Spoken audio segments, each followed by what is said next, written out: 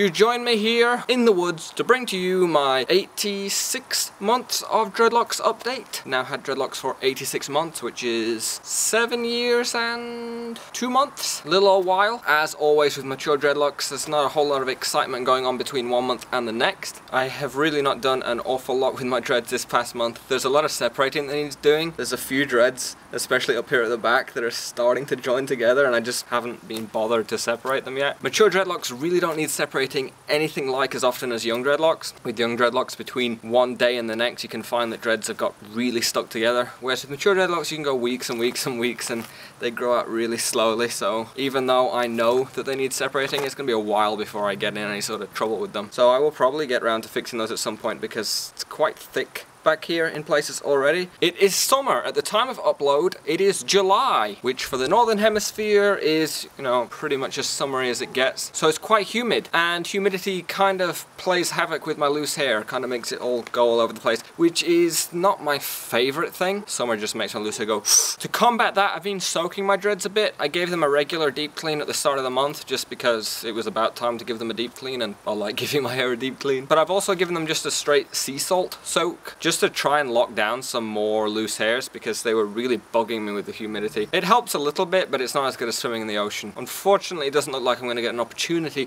to swim in the ocean this summer. Normally sort of a highlight of the summer, at least for my dreadlocks, because swimming in the ocean does magical things to my hair. So they're just gonna have to settle for sea salt. I mentioned at the end of my previous update video, the 85 months, that vanilla was going to be my essential oil of the month. I did try it, but I did not find that the vanilla hung around. So I put my vanilla into my soak and into my spray, and even though the essential oil in the thing smells really nice, it just did not hang around in my hair, nothing like the lavender does. Lavender really sticks around and makes my hair smell really soft and lavendery and nice. Really relaxing, puts me to sleep. Vanilla smells great in the bottle, didn't do a whole lot for my hair. So I haven't even brought my vanilla essential oil spray out with me. I've just brought a Dreadlocks lime and coconut spray, because anything that smells like coconut is awesome. We'll go on a quick tour around, that's what people like to see. Dreadlocks channel, let's have a look at some dreadlocks. And still some weird congos growing out and going on here. Tips are still looking a bit more managed looking, because I did